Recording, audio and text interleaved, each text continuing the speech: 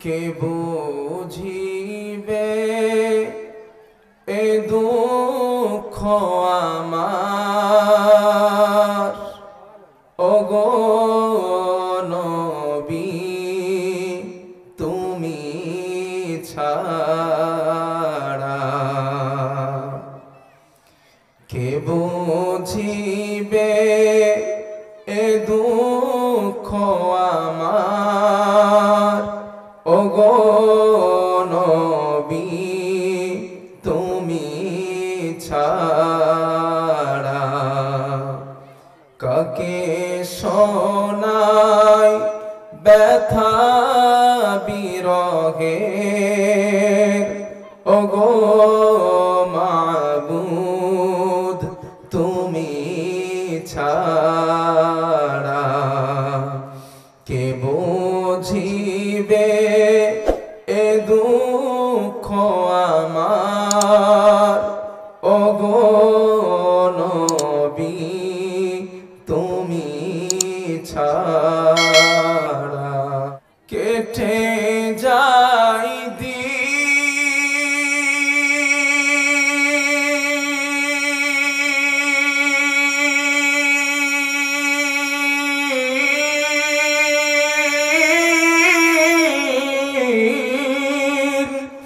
কেটে যাই দিন কেটে যাই রাত বোঝে না কেউ দিলের চাহা কেটে যাই দিন কেটে যাই রাত বোঝে না কেউ দিলের চাহা আপন করে কাছে টেনে আপন করে কাছে টেনে মেটাও জ্বালা গোপিয়ারা কে বুঝিবে এ দুঃখ আমার ওগো মাবুদ তুমি ছাড়া আমার বন্ধুগণ রাসূলুল্লাহ সাল্লাল্লাহু আলাইহি ওয়াসাল্লাম আমরা উম্মতের দাবিদার আমরা দাবি করি নবীজি আমাদের নবী আমরা তার উম্মত আমরা তার ভালোবাসি আমরা নবীকে ভালোবাসি কিন্তু হতভাগা উম্মত দাড়ি রাখার কথা বললে হুজুর বউ বকে আবার বলি আশিকে রাসূল যদি বলা হয় রাসূলুল্লাহ সাল্লাল্লাহু আলাইহি ওয়াসাল্লাম আল্লাহকে পাওয়ার জন্য রাতের বেলা সিজদায় পড়ে পড়ে কান্না করতেন ভাই রাতের বেলা ওঠেন হুজুর ঘুম তো ভাঙে না আবার বলি আশিকে রাসূল কথা ঠিক বলছি না ভুল বলছি আমি জানি জীবনে আমার আর এই এলাকায় আসা হবে না তাই এসে যে কালে পড়ছি বলে যাই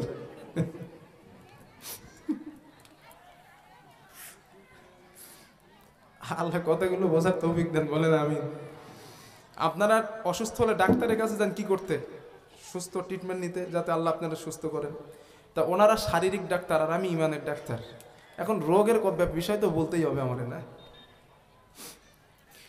আমার বন্ধুগণ তো হুজুর সাল্লাল্লাহু আলাইহি ওয়াসাল্লাম আমার নবীজি এই উম্মত হতভাগা উম্মত আমরা যারা নবীকে ভালোবাসি অল্প অল্প ওই নবী আমাদের কতটা ভালোবাসেন হাদিসের বর্ণনাগুলো এবার শুনেন এক নাম্বার দৃষ্টান্ত নবী আদম আলাইহিস সালাতু ওয়াস সালাম থেকে নিয়ে আব্বা জান আদম পিতা আদম আলাইহিস সালাম থেকে নিয়ে ঈসা নবী পর্যন্ত দুনিয়াতে যত নবী এসেছেন প্রত্যেকটা নবী এবং রাসূলের উম্মতের প্রতি মহব্বত ভালোবাসার কথা আল্লাহ তাআলা দুইজন নবীর কথা আমার নবীকে জানালেন একজন হযরত ইব্রাহিম আলাইহিস সালাম দুই নাম্বার হযরত ঈসা আলাইহিস সালাতু ওয়াস সালাম এই দুইজন নবীর কথা আমাদের নবীকে আল্লাহ কোরআনের মাধ্যমে জানালেন ইব্রাহিম নবীর আপন উম্মতের প্রতি কত মায়া আমাদের নবীকে আল্লাহ কোরআনের মাধ্যমে জানালেন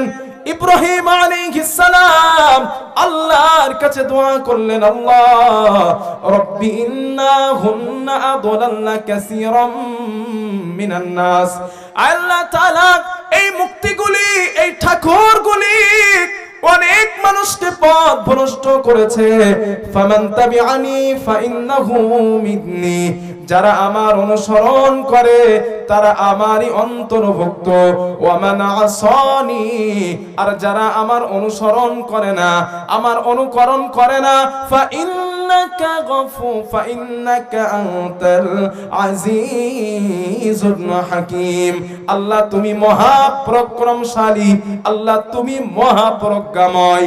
ইব্রাহিম নবী আল্লাহকে বোঝানো, আমার আল্লাহ এই মুক্তিগুলা অনেক মানুষকে জাহান্নামী বানিয়েছে। আল্লাহ যারা আমার দলে আছে তারা আমারই অন্তর্ভুক্ত, আর যারা আমার অনুসরণ করে না, আল্লাহ তুমি ক্ষমাশীল দয়ালু, মানে আল্লাহকে মায়া লাগান আল্লাহ, তুমি চাইলে এদের কেউ মাফ করে দিতে পারো। আল্লাহরে মায়া লাগাইতেছে ইব্রাহিম নবী, আল্লাহ যারা আমার দলে আছে ওরা তো ঠিকই আছে, ওরা জান্নাতে যাবে, কিন্তু আমার যারা অনুসরণ করেন আল্লাহ তুমি তো ক্ষমাশীল, আল্লাহ তুমি চাইলে এদেরকেও ক্ষমা করে দিতে পারো।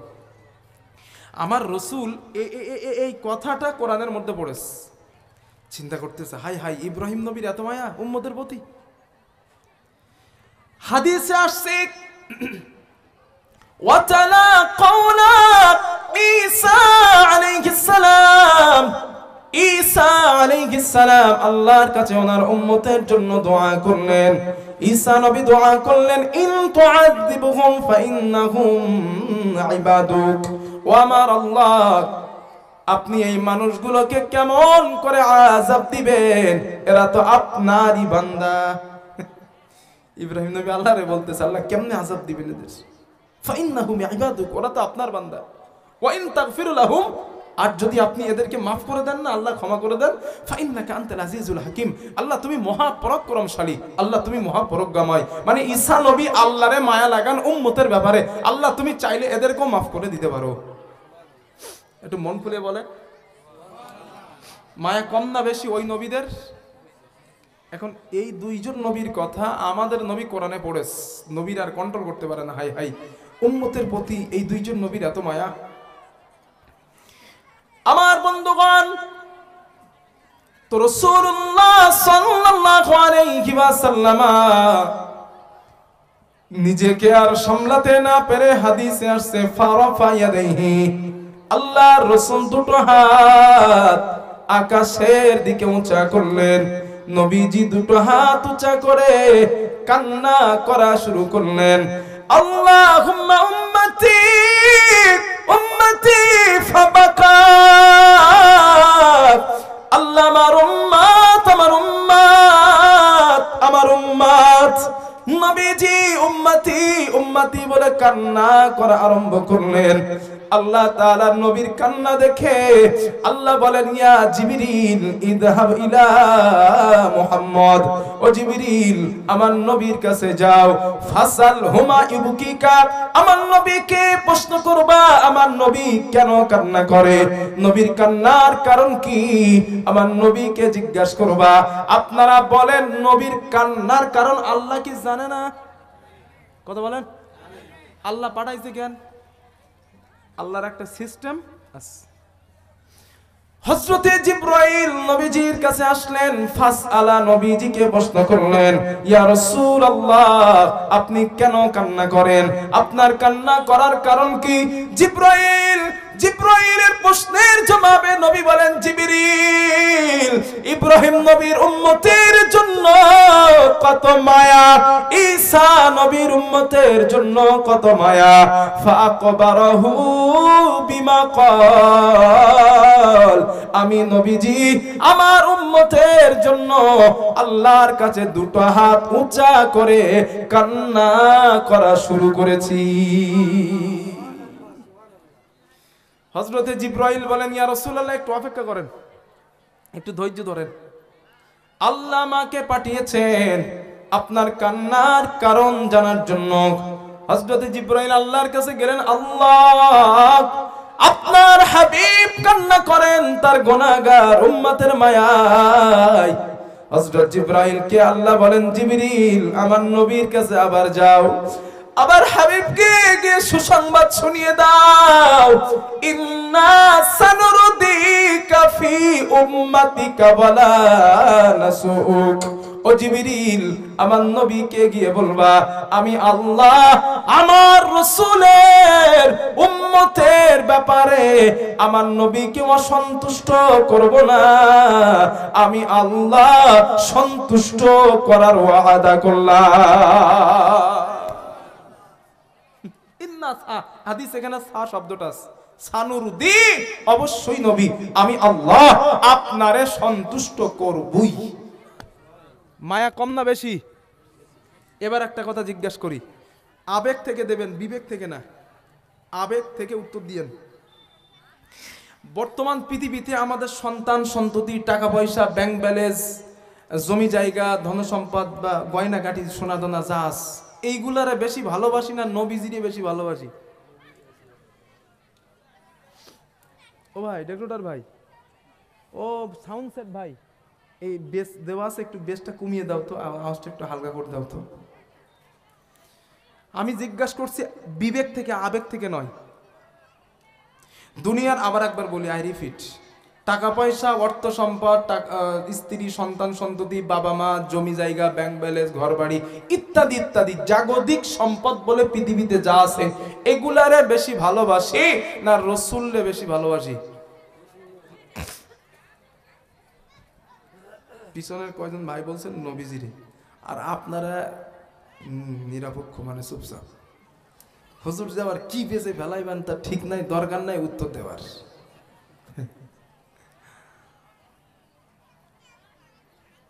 বর্তমান আমাদের ইমানের কোয়ালিটি হিসাবে আমরা নবীজিরে অর্থ সম্পদের থেকে ভালোবাসতে, জোরে বলেন, পারি নাই। এটাই সত্য। কিন্তু একবার ভাবুন, যেই মানুষটা যখনই শুনলেন ইব্রাহিম নবীর উম্মতের প্রতি এত মায়া, ঈসা নবীর উম্মতের প্রতি এত দরদ, কান্না করা আরম্ভ করছেন, আল্লাহ আমার উম্মত, আমার উম্মত। আল্লাহ আয়াত নাজিল করে দিয়ে সুসংবাদ দিয়ে জিবরাইলের মাধ্যমে বললেন, যাও নবীরে বলে দাও, ইন্না সানুরদি, অবশ্যই নবী আমি আল্লাহ আপনার উম্মতের ব্যাপারে আপনারে সন্তুষ্ট করবই। মন খুলে বলেন একটু, মায়া কম না বেশি? তাহলে বিবেকের কাছে এই দাবিটা তো রাখা যায়, দুনিয়ার সবকিছু থেকে ওই নবীরে ভালোবাসা দরকার, রাখা যায় তো? বাসবো ইনশাল্লাহ? ইনশাল্লাহ বলেন। দুই একজন বলে, হুজুর বাসবো তো না, বলে কি করবো? হাদিস নাম্বার 2, উম্মতের প্রতি রাসূলুল্লাহ সাল্লাল্লাহু আলাইহি ওয়াসাল্লামের মায়া। হাদিসের বর্ণনা, ক্বালা রাসূলুল্লাহ সাল্লাল্লাহু আলাইহি ওয়াসাল্লাম। আজ আপনারা মনে করেন হাদিসের ক্লাসে আছেন, এরা মনে করেন, এই বলে আমি শেষ করে দিব ইনশাআল্লাহ হাদিস বলতে বলতে। قال رسول الله صلى الله عليه وسلم, রাসূলুল্লাহ সাল্লাল্লাহু আলাইহি ওয়াসাল্লামের বর্ণনা, আল্লাহর নবী বলেন, লিকুল্লি নবিয়িন দাওয়াতুম মুস্তাজাবা।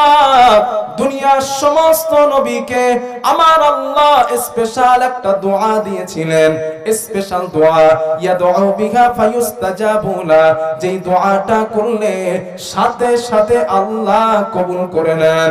আল্লাহর নবী বলেন, ও আমার উম্মত, আদম নবী ওই দোয়াটা দুনিয়ার জমিনে করে ফেলেছেন, ইব্রাহিম নবী ওই দোয়াটা দুনিয়ার জমিনে করে ফেলেছেন, ঈসা নবী ওই দোয়াটা করে ফেলেছেন, কিন্তু আমি তোমাদের নবী রাহমাতুল লিল আলামিন,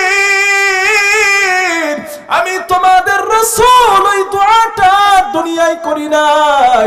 আমি উহুদের ময়দানে মার খেয়েছি কিন্তু ওই দোয়াটা আমি নবী করি নাই। তায়েফের ময়দানে আমি রাসূল মার খেয়েছি কিন্তু ওই দোয়াটা করি নাই।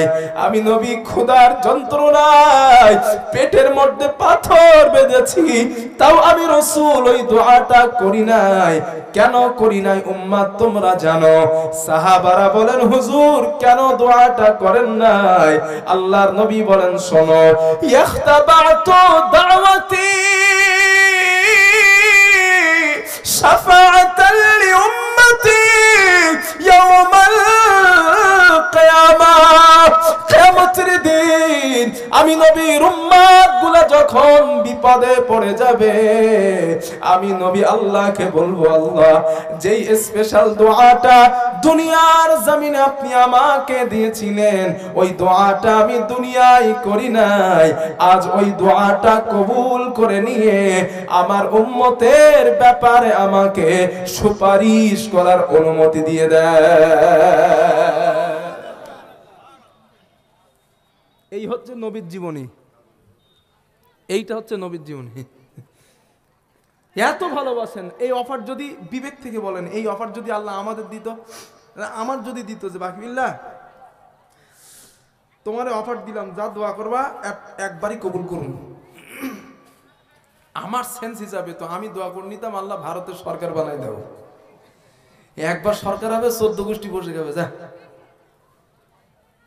না আপনারা হয়তো হাসতেছেন, বর্তমান মানুষের সিচুয়েশন কোয়ালিটি হিসাবে, বর্তমান মানুষের লেভেল হিসাবে আমরা যে লেভেলে আছি ওই লেভেলে কিন্তু এটাই আসতো। আমরা পৃথিবীর স্বার্থ চর্চা বা ব্যক্তিগত স্বার্থ চর্চা করার জন্যই ওই দোয়াটা কাজে লাগাতাম। কিন্তু হাবিব কত ভালোবাসেন তিনি উম্মতরে। চিন্তা করছেন কিয়ামত কবে হবে তার ঠিক নাই। এখন যেদিনই হোক যদি দোয়াটা আজকের করে ফেলি তো শেষ, আর তো নাই। এখন যদি দোয়াটা রাখি কোনো না কোনো একদিন তো কিয়ামত হবেই। এখন কিয়ামত যেদিন হবে ওই দিন তো আমার উম্মতগুলো বিপদে পড়বে। না না না না না, আমি নবী দোয়াটা করবো না। ওই দিনের জন্য আমার উম্মতের জন্য আমি রাখলাম, বিপদে পড়লে আল্লাহরে বলবো আল্লাহ সেই দোয়া কিন্তু দুনিয়ায় করি নাই, এবার কবুল করেন। কি দোয়া? আল্লাহ হাবিবের আমার উম্মতের সুপারিশের দায়িত্ব দেন। দোয়া কবুল হবে, নবীর এই দোয়াটাও কবুল হবে। দলিল বুখারী, হাদিসটা একটু লম্বা, শুনতে সমস্যা হবে না তো ইনশাল্লাহ? একটা কথাও বাইরে থেকে বলবো না ইনশাল্লাহ, বানায়া বলবো না, যা হাদিসে পড়ছি তাই বলবো, যা কোরআনে পড়েছি তাই বলবো। আর এটাই তো আমাদের ঈমান, তাই না? আমি একটা হুজুর বানায়া বললাম, আপনারা মনে করলেন না হুজুর বলছে মানে সঠিকই, কিন্তু এইখানে বললে সবাই যে সঠিক কথা বলবে এইটা কিন্তু একদম 100% ভুল কথা। বুঝে আসছে না? আমি বাকিবিল্লাহ ভুল বলতে পারি কিন্তু রসুল ভুল বলতে পারে না। আমি বাকিবিল্লাহ ভুল বলতে পারি, আল্লাহ ভুল বলতে পারে না। এই জন্য ওর থেকে উত্তম কথা, ভালো কথা আর কার হতে পারে? নবীজি বলেছেন মান ক্বালা বিহি সাদাকা। ওর থেকে ভালো কথা, উত্তম কথা কে বলতে পারে যে আল্লাহর কোরআন থেকে মানুষকে কথা শোনায়? কেন বলছেন নবী? কারণ কোরআনের মধ্যে কোনো ভুল হওয়ার সম্ভাবনা নাই। এই জন্য নবী বলছেন যে কোরআন থেকে নসিহত শোনায়, সে সঠিক কথা শোনায়। রাসূল সাল্লাল্লাহু আলাইহি সাল্লামের এই দোয়াটা কবুল হবে হাসরের দিন। দাঁড়ান, এসে খুলে নেই। ওই যখন গাড়ি থেকে বার হয়েছিলাম তখন মনে ছিল ঠান্ডা ঠান্ডা ভাব। কলকাতায় কিন্তু এখনো ঠান্ডা পড়ে নাই, এদিকে কিন্তু ঠান্ডাটা বেশি, উত্তর ঠান্ডাটা বেশি।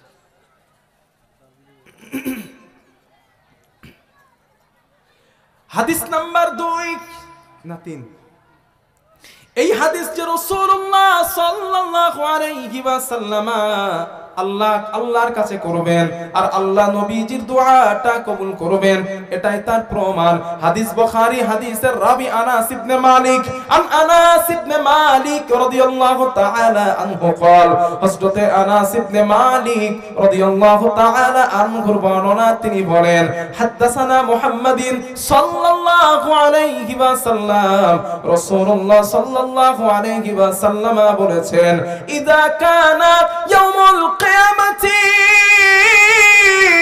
মা যান্নাসু বা'দুহুম ইলা বা'দ। আল্লাহ আল্লাহর নবী বলেন আমার সাহাবারা হাসরের ময়দানে মানুষগুলা পাগলের মতো দৌড়ানো আরম্ভ করবে, মানুষগুলা দৌড়াতে থাকবে, দৌড়াতে দৌড়াতে ফায়াতুনা আদম আলাইহিস সালাতু ওয়াস সালাম, সমস্ত হাসরবাসীরা আদম নবীর কাছে দৌড়ে যাবেন, জিজ্ঞাসা করবেন এবং বলবেন ফায়াকুলুনা ইশফালানা ইলা রাব্বিক, ও পয়গম্বর আদম আপনি আমাদের জন্য আল্লাহর সামনে কথা বলেন, এই হাসরের আযাব আমরা তো আর সহ্য করতে পারি না, আপনি আমাদের জন্য আল্লাহর সামনে কথা বলেন। আদম নবী জবাব দিবেন হাসরবাসীরা ফায়াকুলু লাস্তু লাহা, আমি আদম ওই কাজের যোগ্য না, আমি পারবো না। ওয়ালাকিন আলাইকুম বিইব্রাহিম আলাইহিস সালাম, তোমরা ইব্রাহিম নবীর কাছে চলে যাও। কেন ইব্রাহিম নবীর কাছে যাবা? ফাইন্নাহু খলিলুর রহমান, তিনি রহমানের অনেক কাছের বন্ধু, তিনি তোমাদের জন্য আল্লাহর সামনে কথা বলবেন। আল্লাহর নবী বলেন ও আমার সাহাবারা ফায়াতুনা ইব্রাহিম আলাইহিস সালাম, হাসরবাসীরা ইব্রাহিম নবীর কাছে যাবেন, যাওয়ার পর বলবেন ফায়াকুলুনা ইশফালানা ইলা রাব্বি, ও পয়গম্বর ইব্রাহিম আপনি আমাদের জন্য আল্লাহর কাছে একটু কথা বলেন, হাসরের ময়দানের আযাব আমরা তো আর সহ্য করতে পারি না, আমরা আর সহ্য করতে পারি না, আপনি আল্লাহর সামনে আমাদের জন্য কথা বলেন। ইব্রাহিম নবী জবাব দিবেন ফায়াকুলু লাস্তু লাহা, আমি ইব্রাহিম আমার পক্ষে সম্ভব না, আমি পারবো না। ওয়ালাকিন আলাইকুম বিমূসা আলাইহিস সালাম, তোমরা মূসা নবীর কাছে যাও, ফাইন্নাহু কালিমুল্লাহ, তিনি আল্লাহর সঙ্গে দুনিয়াতেই কথা বলতেন। যাও না, আজ কথা বলার তো সুবর্ণ সুযোগ, তিনি তো আল্লাহর সামনে তোমাদের জন্য কথা বলতে পারবেন, যাও না মূসা নবীর কাছে যাও। আল্লাহর নবী বলেন ও আমার সাহাবারা হাসরবাসীরা মূসা নবীর কাছে যাবেন, মূসা নবীকে যখন বলবেন পয়গম্বর মূসা আপনি আমাদের জন্য আল্লাহর সামনে একটু কথা বলেন, মূসা নবী জবাব দিবেন না না, আমি মূসা আমার পক্ষে সম্ভব না, তবে আমি তোমাদের একটা সাজেশন দেই, ওয়ালাকিন আলাইকুম বিঈসা আলাইহিস সালাম, তোমরা ঈসা নবীর কাছে যাও, ফাইন্নাহু রূহুল্লাহ ওয়া কালিমাতুহু, তিনি আল্লাহর দেওয়া রূহ, আল্লাহর দেওয়া কালিমা, তিনি তোমাদের জন্য আল্লাহর সামনে কথা বলতে পারবেন। আল্লাহর নবী বলেন ও আমার সাহাবারা হাসরের মানুষগুলি ঈসা নবীর কাছে যাবেন, ও পয়গম্বর ঈসা আপনি আমাদের জন্য আল্লাহর সামনে কথা বলেন। ঈসা নবী বলবেন আমি তো মোটেই পারবো না, আমার পক্ষে মোটেই সম্ভব না। এখন আপনাদের মনে প্রশ্ন আসবে, আমারও মনে, আল্লাহর জলিলুল কদর পয়গম্বর নবী, নবীরা ইব্রাহিম জলিলুল কদর নবী, মূসা আলাইহিস সালাম জলিলুল কদর নবী, ঈসা আলাইহিস সালাম জলিলুল কদর নবী, আদম নবী তো দুনিয়ার প্রথম নবী, প্রথম মানুষ। এই চারজন রাসূলের কথা আমাদের নবী বললেন, নবীজি বললেন না না, এই চারজনের একজনও আল্লাহর সামনে কথা বলার সাহস পাবে না।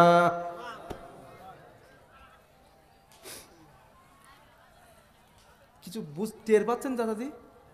নবীরা নবীরা বলো, ওলিরা পীররা আলেমরা না, আল্লাহর পরে যেই মানুষদের মর্যাদা, রবের পরে যাদের সম্মান, যেই নবীরা ছিলেন মাসুম, নবীদের কোনো গুনাহ নাই, সেই নবীরা বলছেন না না না, ফায়াকুলু লাস্তু লাহা, আমার পক্ষে এটা সম্ভব না, অন্য নবীর কাছে যাও। কার আশায় বসে আছেন? স্লোগান দিতে না, স্লোগানে না, মোরে দেখেন চিন্তা ভাবনা করে যায়েন, লাশের আগে বাঁশ যায় বলো কবরে?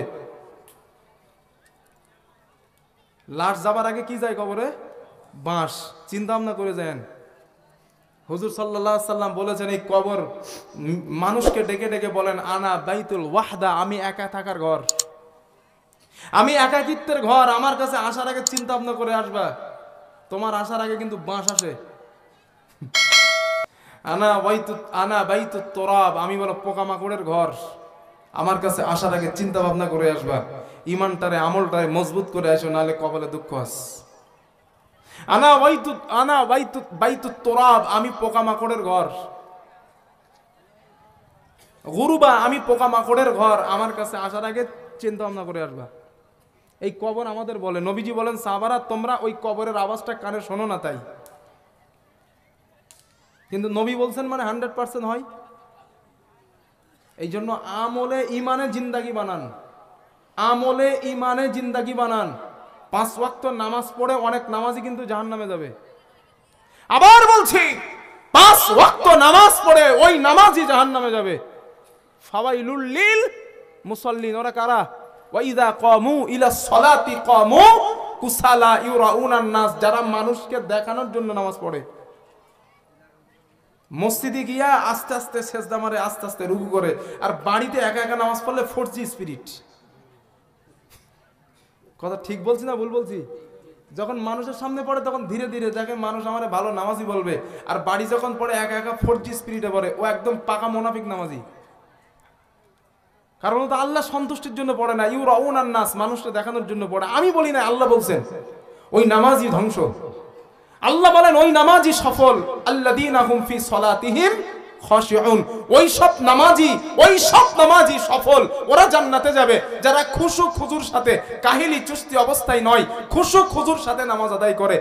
মন মস্তিষ্ক নামাজের দিকে, রবের দিকে দিয়া, কপালটা দাঁড়ানোর পর যেখানে সেজদা ওইখানে নজর, সেজদায় যাবার পর 2 চোখের নজর নাকের মাথায়। আবার আমি যখন রুকু থেকে উঠলাম, হাতের নিজের নজরটা কোলের মধ্যে, রুকুতে গেলাম 2 পায়ের 4 আঙ্গুল ফাঁকার সামনে, এই জায়গায়। এইভাবে যারা নামাজ আদায় করে আল্লাহ বলেন ওরাই হলো সফল। 2-1 নামাজি আছে আল্লাহু আকবার এরকম করে না, এরা মুনাফিক নামাজি। এই কাহিনী চুস্তি অবস্থায় নামাজে দাঁড়ায়। আল্লাহ বলছে এইখানে চুলকায়, ওইখানে চুলকায়, এরম এরম করে শুধু। আবার হুজুর যদি বড় কেরাত ধরে মানে পিছন থেকে ঝাঁকি দেয়। চায়ের দোকানে বিনি টানতে সময় যায় না, আর নামাজে একটু তারাবিতে একটু সময় গেলে ওর জন্মের কষ্ট হয়।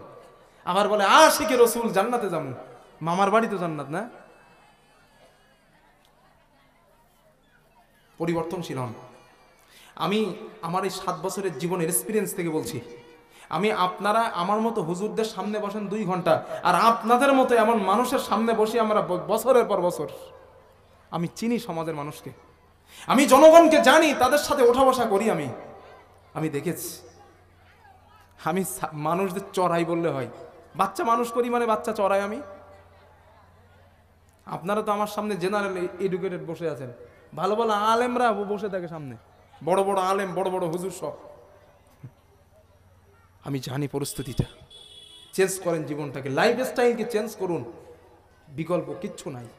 প্রিয় ভাইরা, আমি বাকিবিল্লাহ বলে চলে যাব। বিশ্বাস করুন, আমার এই চলে যাওয়ায় আপনাদের কিছু আসে যাবে না, আমারও কিছু আসে যাবে না। হিসাব নিজে একাকিত্বে কবরের মধ্যে দেওয়া লাগবে, রবের কাছে দেওয়া লাগবে। বুদ্ধিমান তো সেই ব্যক্তি যে নিজের আমল নিজে গোছায়। আদম নবী আলাইহিস সালাম আল্লাহর সামনে কথা বলার সাহস পাচ্ছেন না, ঈসা নবী পাচ্ছেন না, ইব্রাহিম নবী পাচ্ছেন না, মুসা নবী পাচ্ছেন না, আল্লাহর জলিলুল কদর নবী তারা। কি করে সম্ভব এটা? আমরা কই? আমরা কোথায় আছি? মুহাদ্দিসের বর্ণনা, কেন নবীরা কথা বলতে পারবেন না? আদম আলাইহিস সালাম আল্লাহর কাছে অজুহাত পেশ করবে। তাফসিরে মাজহারির বর্ণনা আল্লামা সানাউল্লাহ পানিপতি রাহমাতুল্লাহ আলাইহি লেখেন, বা তাফসিরে ইবনে আব্বাসেও পেয়ে যাবেন। রাসূলুল্লাহ সাল্লাল্লাহু আলাইহি ওয়াসাল্লাম বলেন, আদম আলাইহিস সালাম অজুহাত পেশ করবেন, না না আমি আল্লাহর সামনে কথা বলতে পারবো না তোমাদের ব্যাপারে। কেন কথা বলবো না জানো? লা তাকরাব হাযিহিশ শাজারাতা ফাতাকুনা মিনাজ যালিমিন। আমি আদমকে আমার আল্লাহ আমার মালিক জান্নাতে বলছিলেন, আদম ওই গাছের কাছে যাবা না, ফল খাওয়া তো দূরের কথা। বলছিলেন না আল্লাহ? এটা কথা বলে না কেন? বলেছিল না? আদম আলাইহিস সালাম ভুলবশত অসচেতন বশত ওই কাজটা করে ফেলেছিলেন। আল্লাহ তাআলা জান্নাত থেকে ওনাকে বার করেন, ঘটনা আমরা সবাই জানি। মূল যেই বর্ণনা, আদম আলাইহিস সালাম আল্লাহর কাছে কান্না করা আরম্ভ করলেন। আল্লাহ তাআলা আদম আলাইহিস সালামকে একটা দোয়া শিখিয়ে দিলেন। ও আদম, ওই দোয়া বলে, ওই কথাগুলা বলে আমি আল্লাহর কাছে দোয়া করো, আমি আল্লাহর কাছে ফরিয়াদ করো। এই কথা বলে আমি আল্লাহর কাছে দোয়া চাও। এই কথাটা আদম নবীকে আল্লাহ শেখালেন। কি দোয়া? আমরা নামাজে কি বলি? রব্বানা যালামনা أنفسنا وإن لم تغفر لنا وترحمنا لنكونن من الخاسرين। আদম আলাইহিস সালাম আল্লাহর কাছে দোয়া করলেন, আল্লাহ রব্বানা যালামনা আনফুসানা, ও আমার আল্লাহ আমি আমার নফসের প্রতি জুলুম করেছি, অত্যাচার করেছি। ওয়া ইল্লাম তাগফির লানা, যদি তুমি আমাকে মাফ না করে দাও, ক্ষমা না করে দাও, ওয়া তারহামনা আমার প্রতি রহম না করো, দয়া না করো, লানাকুনান্না মিনাল খাসিরিন, আমি ক্ষতিগ্রস্তদের অন্তর্ভুক্ত হয়ে যাব।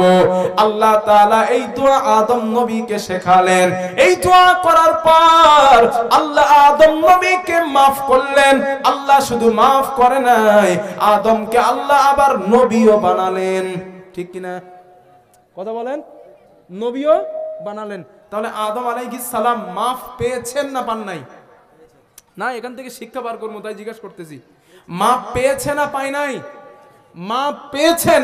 এটা পাওয়ার পরেও আদম আলাইহিস সালাম আল্লাহর কাছে, আল্লাহর সামনে কথা বলতে যেতে ভয় পাবে। কেন? আল্লাহ যদি জিজ্ঞেস করেন, আদম মানা করছিলা কেন? কথা বুঝে আসছে না? মাফ পেয়েছে কিন্তু এরপরেও টেনশন। আল্লাহ যদি জিজ্ঞেস করে, আদম মানা করছিলাম, গেছিলা কেন? এবার এই দুটোকে একটু কম্প্রোমাইজ করেন দিন, আদম নবীকে দিয়ে আর আমাদের দিয়ে। যিনি মাপের সার্টিফিকেট পেয়েছেন, এরপরেও ওনার টেনশন, ওনার ভয়, আমি আল্লাহর সামনে গেলে যদি ধরা পড়ি। আর আমরা দশজন পাপ করি, যে পাপ মাফ হয়েছে কিনা কোনো নিশ্চয়তা নাই। এরপরেও এমন ভাবে দুনিয়ায় চলি, মনে আমার মতন আল্লাহর ওলি দুনিয়ায় নাই। ঠিক বলছি না ভুল বলছি? এটাই। নবী মুসা পারবেন না, ইব্রাহিম নবী পারবেন না। কেন পারবেন না? এটাও কোরআন থেকে বলি। ইব্রাহিম নবী ছোট মানুষ তখন, আমরা জানি। ওনার বাবা আজার, ওনার মা সব মূর্তি পূজা করত। এই ঘটনা তো আপনারা জানেনই। তো ইব্রাহিম আলাইহিস সালাম, উনি ছোট মানুষ, বন্ধুরা আসছে, ইব্রাহিম চলো না বাজারে ঠাকুর দেখতে যাই, মেলা দেখতে যাই। ইব্রাহিম নবী আকাশের দিকে তাকালেন, ফানাযারা নাযরাতান ফিন নুজুম ফাকালা ইন্নী সাকিম।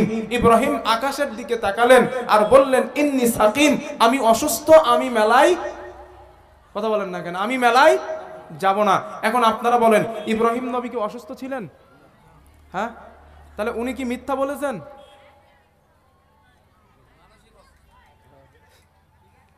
দুই একজন কিন্তু মাথা নাড়া দিয়ে ফেলেছ। বলো নবীদের মিথ্যা, এই কথা যে নবীরা মিথ্যা বলেন, এটা বললে কিন্তু ঈমান চলে যাবে।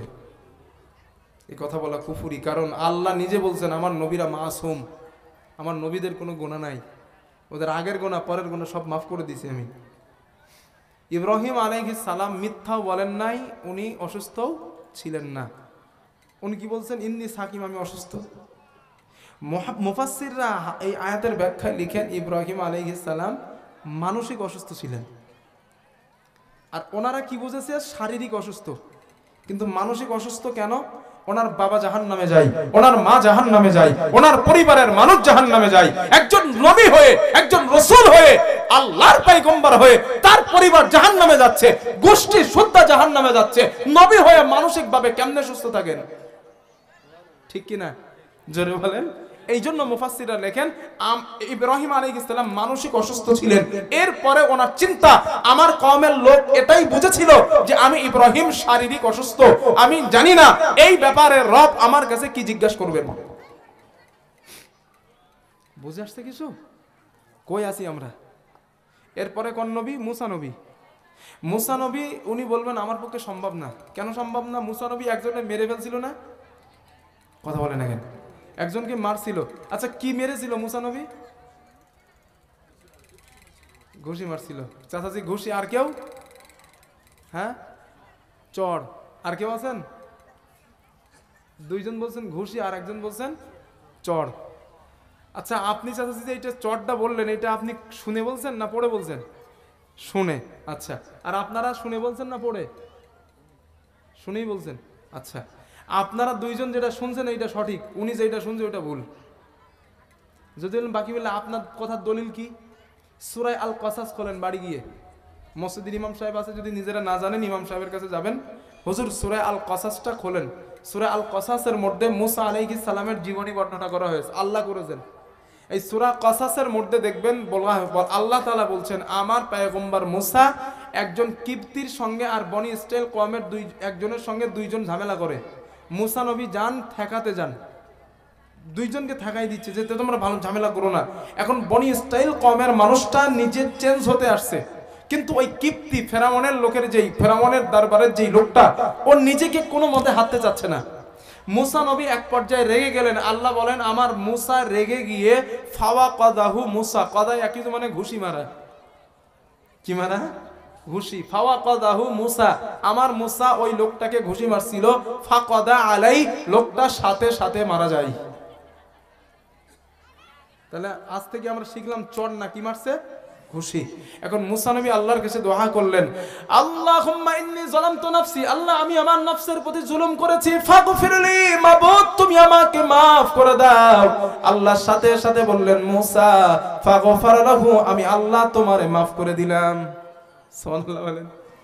মুসা নবীকে আল্লাহ maaf করে দিয়েছেন। এরপরেও মুসা নবীর চিন্তা, আল্লাহ যদি জিজ্ঞাসা করেন মুসা ওই লোকটাকে পরিবর্তন করার জন্য মারছিলে, কিন্তু মরে কেন, মেরে কেন ফেলেছিলে, আমি মুসা আল্লাহর কাছে কি জবাব দেব? ঈসা নবী বলবেন আমি তো পারবোই না। ওয়াকালাতিল ইয়াহুদু উযাইরুন ইবনুল্লাহ ওয়াকালাতিন নাসারাল মাসীহ ইবনুল্লাহ। ঈসা নবীকে तमाम দুনিয়ার খ্রিস্টানেরা আল্লাহর পুত্র বলছে। নাউজুবিল্লাহ বলেন। तमाम দুনিয়ার খ্রিস্টানেরা ঈসা নবীকে বলেছে আল্লাহর ছেলে, আল্লাহর সন্তান। ঈসা নবী বলল না, ইন্নী আবদুল্লাহ, আমি ঈসা আল্লাহর ছেলে নয়, আমি আল্লাহর বান্দা। আতানিয়াল কিতাব ওয়া জাআলানি নাবিয়্যা, আমার কাছে রিসালাত দেওয়া হয়েছে, কিতাব দেওয়া হয়েছে, আমি নবী, তোমরা আমাকে আল্লাহর নবী মেনে নাও, আমি আল্লাহর পুত্র নয়। ঈসা নবী এই কথা বললেন, কিন্তু না না, কিয়ামতের দিন ঈসা নবীর বিরুদ্ধে খ্রিস্টানের আল্লাহর আদালতে মামলা করবে। নবীজি বলেছেন আল্লাহর আদালতে মামলা করবে। সুতরাং ঈসা নবী বলবেন না আমি ঈসা আমার পক্ষে সম্ভব না। তবে হাসরবাসীরা আমি তোমাদেরকে একটা সাজেশন দিই, আজ আল্লাহর সামনে কেবল মাত্র শুধুমাত্র একমাত্র একজন ব্যক্তি কথা বলতে পারবেন, ওয়ালাকিন আলাইকুম বিমুহাম্মাদিন সাল্লাল্লাহু আলাইহি ওয়াসাল্লাম, আখিরি জামানার পয়গম্বর নবী মুহাম্মদুর রাসূলুল্লাহ সাল্লাল্লাহু আলাইহি ওয়াসাল্লাম আল্লাহর সামনে তোমাদের জন্য কথা বলতে পারবেন। যাও হাসরবাসীরা নবী মুহাম্মদের কাছে চলে যাও। আল্লাহর নবী বলেন, ও আমার সাহাবারা, ফায়াতুনি ফায়াকুল, হাসরবাসীরা আমি নবী আমার কাছে আসবে, আমি নবী তাদেরকে অন্য নবীদের মতো ফিরিয়ে দেব না। আমি নবী বলবো আনা লাহা, হ্যাঁ আমি নবী আজ এই কাজের যোগ্য। সুবহানাল্লাহ। হ্যাঁ হাদিস আসছে, আনা লাহা, আমি নবী আজ এই কাজের যোগ্য। নবীজি বলেন সাহাবারা, আমি নবীজি বলবো চলো আল্লাহর সামনে চলো। নবীজি বলেন ওই কিয়ামতের দিন আল্লাহ আমাকে স্পেশাল কিছু কালিমা, স্পেশাল কিছু বাক্য আল্লাহ আমাকে শেখায়া দিবেন। তবে সাহাবারা শোনো, লা ইয়াহজুরুনিল আন, ওই বাক্যগুলো আমি নবী আজও জানি না। হাসরের দিন কি বাক্য, কি কালিমা আল্লাহ আমাকে শেখাবেন, অন্য কোন নবীদেরকে শেখানো হবে না, আল্লাহ শুধু আমাকেই শেখাবেন। নবীজি বলেন ওই বাক্যগুলো শেখানোর পর ফাআহমাদাহু বিতিলকাল মাহমিদ, আমি নবীজি ওই বাক্যের মাধ্যমে আল্লাহর প্রশংসা করতে লাগবো। ওয়া আখিরু লাহু সাজিদান, এরপরে আমি নবী আল্লাহর সামনে সিজদায় পড়ে যাব। আমি নবী যখন সিজদায় পড়ব, আল্লাহ বলবেন ফায়ুকালু ইয়া মুহাম্মদ, হে মুহাম্মদ ইরফা রাসাকা, মুহাম্মদ তোমার মাথা ওঠাও। ওয়া কুল, বলো ইসমালাকা, তোমার কথা শোনা হবে। ওয়াসাল তুতা, তুমি যা চাও আমি আল্লাহ তোমাকে তাই দেব। ওয়াশফা তুশাফা, তুমি যার জন্য সুপারিশ করতে চাও আমি আল্লাহকে বলো, আমি আল্লাহ তোমার সুপারিশ কবুল করে নিব।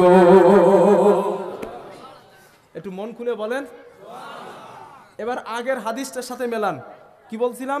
নবী উম্মতের জন্য সুপারিশ করবেন বলে স্পেশাল দোয়াটা দুনিয়াতে, জোরে বলেন, দুনিয়াতে করেননি।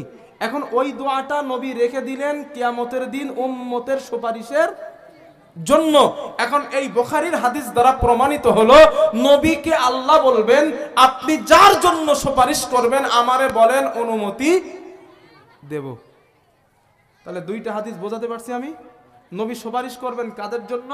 হাদিসে আসছে বুখারীর বর্ণনা, ফায়াকুলু ইয়া রব, নবীজি বলবেন হে আমার রব, উম্মতি উম্মতি উম্মতি, আল্লাহ আমার উম্মত, আমার উম্মত, আমার উম্মত, মাবুদ আমার উম্মত।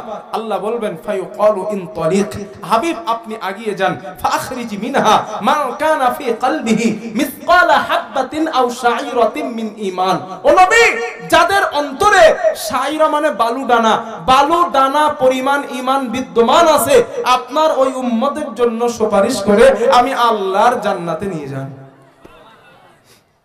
কতটা ঈমান বলছি? এটা সবাই বলেন না, না তো ঘুম এসে যাবে ভাই। বালু ডানা, বালু কোন একটু লম্বা লম্বা হয় না? আল্লাহর নবী বলেন ফানতালিক ফাফাল, আমি নবী যাব, সুপারিশ করা আরম্ভ করব। আমি নবী সুপারিশ করতে করতে এক পর্যায়ে আমি রাসূল সুপারিশ করা অবস্থায় ফেরেশতারা আমার কাছে আসবেন, ইয়া রাসূলুল্লাহ আপনার উম্মত আর নাই, আপনি চলে যান। আল্লাহর নবী বলেন সাহাবারা শোনো, আমি নবীজি ফেরেশতারা আমাকে বাধা দেওয়ার পর আমি নবীজি সুম্মা আউদ, আমি নবী আবার আগের জায়গায় চলে যাব। ফাআহমাদাহু বিতিলকাল মাহমিদ, আগের ওই বাক্যের মাধ্যমে আল্লাহর প্রশংসা করতে থাকবো। সুম্মা আখিরু লাহু সাজিদান, আমি নবী আবার আল্লাহর সামনে সিজদায় পড়ে যাব। আল্লাহর নবী বলেন ফায়ুকালু ইয়া মুহাম্মদ, আমাকে বলা হবে হে মুহাম্মদ ইরফা রাসাকা, মুহাম্মদ তোমার মাথা ওঠাও। ওয়াকুল, বলো ইসমালাকা, তোমার কথা শোনা হবে। ওয়াসাল তুতা, তুমি যা চাও আবার তোমাকে তাই দেওয়া হবে। ওয়াশফা তুশাফা, আমি আল্লাহ কথা দিলাম তুমি যার জন্য সুপারিশ করবা আমি আল্লাহ আবার তোমার সুপারিশ কবুল করব। প্রথমবার গিয়েছেন, চেয়েছেন কাদের কথা বলেন নাকি? ওনারা নাই কথা বলবেন, তা আপনারা কি করেন? একটু কথা বলেন, তো বুঝি গিয়ে আমি। প্রথমবার আল্লাহর কাছে গিয়ে নবী চাইছেন কাদের?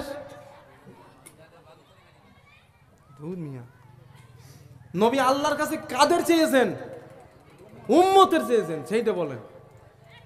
কি ওয়া শোনাইতেছি আর কি শুনতেছেন বুঝতে আমি বোঝাইতে পারছি না, না আপনারা বুঝতেছেন না কোনটা? নবী আল্লাহর কাছে প্রথম চেয়েছেন কাদের? উম্মত। কোন উম্মত? যাদের অন্তরে বালুডানা ঈমান আছে। দ্বিতীয়বার আল্লাহর কাছে গিয়েছেন, নবী কি বলতেছেন? ফায়াকুলু ইয়া রব উম্মতি উম্মতি উম্মতি, আল্লাহ আমার উম্মত আবার দাও, আবার উম্মত চাই। নবী ফাতেমারে চাইলেন না, হাসান হোসাইন রে না, আয়েশা রে না, অন্য পরিবার রে না, মাবুদ আমার উম্মার গুনাহগার, ওরা বিপদে পড়ে যাবে, আল্লাহ আমার উম্মত গুলো আমারে দাও। ভালোবাসা কম না বেশি? জোরে বলেন, কম না বেশি? বিবেকের দাবি হিসাবে পৃথিবীর সব থেকে ওই রাসূলকে মহব্বত করা বেশি দরকার, সব থেকে ওই নবীরে মহব্বত করা বেশি দরকার। কারণ সেই মানুষটা আমাদের সব থেকে বেশি ভালোবাসেন, সব থেকে বেশি ভালোবাসেন। আবেগে ভালোবাসার কথা বলি নাই, বিবেকে ভালোবাসার কথা বলছি। বলো, শুধু মুখে স্লোগান দিলাম আর হয়ে গেল, কামে সব জিরো, আর মুখে বিরাট কিছু দেখাইলাম, এটা কিন্তু লাভ নাই। ভালোবাসান নবীর কাজ দিয়ে ভালোবাসেন। দামাস বলছি, আরো সামনে যাই। রসুল 2 বার গেছেন, উম্মত চাইছেন। কাদের জন্য? আল্লাহ তাআলা বলবেন, হাবিব মান কানা ফি কলবিহি মিসকালা হাববাতিন আও যাররাতিন মিন ঈমান, যাদের অন্তরে সরিষা দানা পরিমাণ ঈমান আছে, আপনি ওদের জন্য সুপারিশ করেন। আমি শর্টে বলতেছি, হাদিসটা লম্বা, নাহলে বাকি কথা আর বলতে পারবো না। নবী সাল্লাল্লাহু আলাইহি সাল্লাম বলেন, আমি যাব, আমি গিয়ে এই সরিষা দানা পরিমাণ ঈমানদারের জন্য সুপারিশ করব। ফেরেশতারা আবার আমার কাছে আসবে, থামাইবে, হুজুর আপনার উম্মত আর নাই, আপনি চলে যান। নবীজি বলেন, আমি কোথায় যাব জানো? সুম্মা আউদ, আগের জায়গায় যাব। কারণ আমার মন বুঝবে না, না আমার উম্মত এখনো আছে। নবী বলেন, আবার সেই আগের বাক্যের মাধ্যমে প্রশংসা করব, সেজদায় পড়ে যাব। আল্লাহ ডাক দিবে, আরে হাবিব ওঠান মাথা, কি চান বলেন, আবার দিব। সুপারিশ করতে চান, বলেন কার জন্য? আল্লাহ ফায়াকুলু ইয়া রব উম্মতি উম্মতি উম্মতি, রব আমার উম্মত, রব আমার উম্মত, রব আমার উম্মত। ও দিনাজপুরের মুসলমানেরা, বিবেক থেকে বলেন, নবীর এই ভালোবাসা কি গোনা ছেড়ে দেওয়া উম্মতের জন্য যথেষ্ট নয়?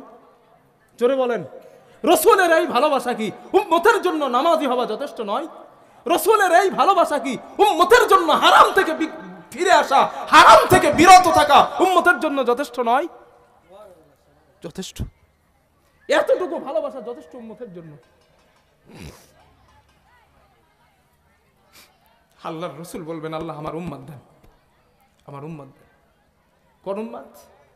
মান কানা ফি কলবিহি, মান কানা ফি কলবিহি আদনা, আদনা, আদনা। আদনা শব্দটা বুখারীতে 3 বার আছে। আল্লাহ যাদের অন্তরে, যেই উম্মতের অন্তরে এই আদনা পরিমাণ ঈমান আছে, ফাখরিজুহু মিনান নার, মাবুদ ওদেরকেও জাহান্নাম থেকে বার করে দেন। সুবহানাল্লাহ বলবেন না? এখন আদনা কারে বলে একটু বোঝায় দেয় না?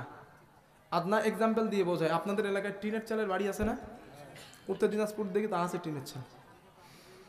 ও টিনের চালে দেখবেন, এই যে ঠান্ডা পড়ছে, ঠান্ডার সময় ছোট ছোট ছিদ্র হয়ে যায়, ছোট ছোট। ওই ছিদ্র দিয়ে রৌদ্রের রশ্মি ঘরের মধ্যে আসে দুপুরবেলা, সকালবেলা। ওই রশ্মির মধ্যে খালি চোখে দেখলে কুচি কুচি ধুলাবালু দেখা যায় না? না ভাইয়া, এই যে কুচি কুচি ধুলাবালু দেখা যায়, ওটারে আরবিতে বলে আদনা। কি বলে? আদনা। নবীজি বলেন, এই আদনা পরিমাণ ঈমান যাদের মধ্যে বিদ্যমান আছে, আল্লাহকে আমি নবী বলবো, আল্লাহ ফাখরিজুহু মিনান নার, ওই উম্মতকেও জাহান্নাম থেকে বার করে দেন। আর তো নামাজ পড়ার দরকার নাই, হুজুর এতটুকু ঈমান মানে আমার মধ্যে আছে, তাই তো নাকি? আল্লাহ এরা হুজুর তোরা এতদিন কোথায় ছিলি রে? এরা হুজুর দরকার, শুধু ফজিলাতের ওয়াজ করবে। এই হাদিস শুনে লাফাইলে হবে না তো, ব্যাখ্যাটাও তো শুনতে হবে। আমি সুবিধাবাদ জিন্দাবাদ দিয়ে বাড়ি চলে গেলাম, আর আপনারা লাফানো আরম্ভ করলেন, এতটুকু ঈমান মানে জান্নাত পেয়ে গেছি, এই চিন্তা করে বসে থাকলেন। হাদিসে শব্দটা কি আছে? ফাখরিজুহু মিনান নার, ওদেরকে জাহান্নাম থেকে বার করে দেন, মানে এতটুকু ঈমান ওয়ালা মানুষ জাহান্নামে যাবে। এখন ওই জাহান্নামে কতদিন থাকতে হবে? নবীও বলে নাই, আল্লাহ বলে নাই। কথা বুঝে আসছে না? জাহান্নাম থেকে বার করবে ঠিক, তবে কতদিন থাকতে হবে এইটা কিন্তু হাদিসে বলা হয় নাই। এখন কয়েক হাজার কোটি বছর ধরেন থাকতে হইতে পারে, তো সব শেষ, সব কেল্লা পথে গেছে। এই জন্য বুদ্ধিমান হলো তারা, ওই চিন্তা না করে আল্লাহকে ভয় করে ইবাদত করে যারা। মোটামুটি জাহান্নামে গেলে হবে না, হাসরের মাঠ থেকে নবীর সুপারিশে জান্নাতে যাওয়ার টার্গেটে ইবাদত করতে হবে। এটাই হলো বুদ্ধিমানের কাজ। বুঝে আসছো তো ইনশাআল্লাহ না? আল্লাহ কথাগুলো বোঝার তৌফিক দেন। এবার আমি আপনাদের জিজ্ঞাসা করি, হুজুর সাল্লাল্লাহু আলাইহি সাল্লাম উম্মতের প্রতি এই যে দৃষ্টান্ত দেখিয়েছেন, এই দৃষ্টান্ত কি রসুলের জন্য ভালোবাসা, নবীর জন্য মহাব্বত দেওয়া, এটা উম্মতের জন্য যথেষ্ট নয়? তাহলে আমরা সবাই নবীরে ভালোবাসবো ইনশাল্লাহ, না শুধু মিষ্টি খাবার মাধ্যমে ভাসবো নাকি? তাহলে আমি ওয়াদা করি যে আমরা নবীজিরে ভালোবাসবো, যারা দাড়ি যাদের নাই ইনশাল্লাহ দাড়ি রাখবো। বলেন একটু ইনশাল্লাহ বলেন। হুজুর এই ঘোড়ার ডিম উল্টো পাল্টার দিক শুধু হাত দেন কেন আপনি? সোজাসুজি চলেন, সব ঠিকই আছে, ফজিলাতের ওয়াজ করতেছেন, তো ফট করে আবার দাড়িতে ঘুরলেন কেন? এ দেখেন, দাড়ি রাখলে না, আপনারা তো সব শিক্ষিত মানুষ, দাড়ি রাখলে যে খারাপ দেখায় বিষয়টা ওটা না। দাড়ি রাখলে বহুত উপকার, ইসলামিক উপকার তো আছেই, সায়েন্সের উপকার বহুত আছে। আপনারা একটা কেতাবের নাম বলে দিচ্ছে, আল ফ্রম সায়েন্স। ওই কেতাবটাই চিকিৎসা বিজ্ঞানীরা দাড়ি রাখার ব্যাপারে ফজিলাত বর্ণনা করেছে। আমি আমার ভাষায় বলছি, মানুষের মুখের যে স্কিন, আমি যেহেতু মহিলারা আছেন এই জন্য আমি একটু অন্যভাবে বলছি, আপনারা একটু বুঝে নিয়েন। মানুষ, এই যুবক পুরুষের এই স্কিনের উপরে অসংখ্য হরমোন আছে, যেই হরমোনগুলো সন্তান পৃথিবীতে আসার জন্য কাজে লাগে। আপনারা ভালো করে জানেন, পুরুষের এক ফোঁটা শুক্রাণুর ভিতরে 20 কোটি শুক্রের অণু থাকে। ঠিক বলছি তো? 20 কোটি শুক্রের অণু থাকে। এই 20 কোটি শুক্রের অণু মহিলার ডিম্বাণুর সঙ্গে মিলিত হয় মায়ের মহিলার জরায়ুর মধ্যে। ওই জরায়ুর মধ্যে গিয়ে 99,99,99,999টা শুক্রের অণুকে হারিয়ে যেই অণুটা মায়ের জরায়ুতে জীবিত ছিল, সেইটা আপনি আর আমি বলি নাই। এখানে শিক্ষিত ভাইয়েরা আছেন, জিজ্ঞেস করেন, চিকিৎসা বিজ্ঞানীরা বলেছেন 99,99,99,999 জনকে হারিয়ে যেই শুক্রের অণুটা জীবিত ছিল মায়ের মহিলার জরায়ুতে, সেটা হলেন আপনি আর আমি। এখন এই 20 কোটি, এক ফোঁটা শুক্রাণুর মধ্যে 20 কোটি শুক্রের অণু থাকে। যদি একটা কম থাকে, ওই শুক্রাণু দিয়ে পৃথিবীতে সন্তান আসে না। আর দোষ দেয় কার? আল্লাহ আমার সন্তান দেয় না, এরকম বলি না? ওমা আসাবাকুম মিন মুসিবাতিন ফাবিমা কাসাবাত আইদিকুম। রব বলেছেন, বিপদ যা আসে তোমার, সব তোমার দুই হাতের কামাই, সব দুই হাতের কামাই। তুমি কামাই করছো খারাপ, আর দোষ আমি আল্লাহরে দাও। তোমারে মানা করেছি মুখের দাড়ি কাটবা না, তুমি মুখের দাড়ি কাটছো, স্কিন নষ্ট করেছো। এই দাড়ির গোড়ার সঙ্গে অসংখ্য ওই শুক্রের অণুগুলো পড়ে যায়, ঝরে যায়। আপনারা খবর রাখেন না, পড়ে দেখে নেন। এই যে টাকনুর নিচে জিন্সের প্যান্ট পরেন, টাকনুর নিচে কাপড় পরেন, এই যে টাকনুর হাড্ডি আছে, যে হাড়ি, এই যে গিট, যে হাড্ডি আছে, ওই হাড্ডির মধ্যে অসংখ্য হরমোন আছে। ওই হরমোনগুলো সুস্থ রাখার জন্য, ভালো রাখার জন্য সূর্যের আলো লাগার প্রয়োজন, পৃথিবীর প্রবাহিত বাতাস লাগার প্রয়োজন। চিকিৎসা বিজ্ঞানীরা বলেন, এই টাকনু ঢেকে রাখলে ওই হরমোনগুলো আস্তে আস্তে অকেজো হয়ে যায়, মারা যায়, পৃথিবীতে সন্তান আসতে পারে না। আর দোষ দেই কার? আল্লাহর। ইসলাম বলেছে টাকনুর নিচেই কাপড় পরবা না, পুরুষ। হাবিব বলেছেন টাকনুর নিচেই ঝুলায়া কাপড় পরবা না। এটা যদি পরো, কিয়ামতের দিন জাহান্নামের কাঁচি দিয়ে কেটে জাহান্নামে নিক্ষেপ করা হবে। ইসলাম আমাকে কঠোরভাবে টাকনুর নিচেই কাপড় পরতে নিষেধ করেছেন। আর এটার উপরে গবেষণা করে, রিসার্চ করে বর্তমান চিকিৎসা বিজ্ঞানীরা আমাদের জানিয়েছেন, এই টাকনুর নিচেই কাপড় পরলে শরীরের এই ক্ষতি হবে, এই হিউম্যান স্ট্রাকচারের সমস্যায় তোমাকে ফেলতে পারে, হিউম্যান স্ট্রাকচার, তোমার বডিটা সমস্যায় পড়তে পারে। সুতরাং টাকনুর নিচেই কাপড় পরবা না। এরপরেও ইসলামটারে মানলাম না, বিজ্ঞানের তথ্যটাও মানলাম না, এমন প্যান্ট পরে মহিলার মতো রাস্তা ঝাড় দিয়ে যাই। সুবহানাল্লাহ। না মাহবুব, তুমি রহম করো।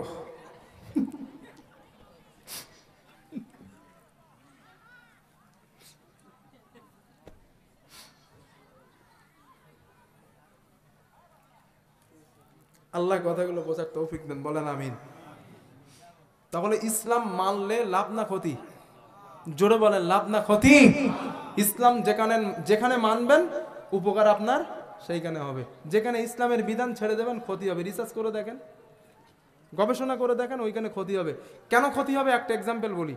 এই মাইকটা এক্সাম্পল, এই মাইকের স্রষ্টা আমি, মাইকের সৃষ্টিকর্তা আমি, জানা আবার বাস্তব নিয়ে নেন না, তাইলে কিন্তু কাপের টাপের বলে দেবেন আমার।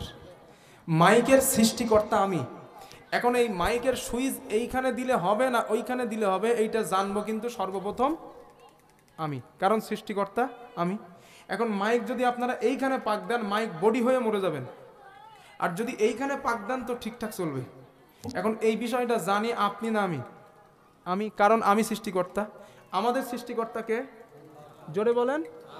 এখন সৃষ্টিকর্তা চাবিটা এখানে দিছেন, এইখানে দিছেন না এইখানে দিছেন, এইটা জানেন কে? আমরা জানি না।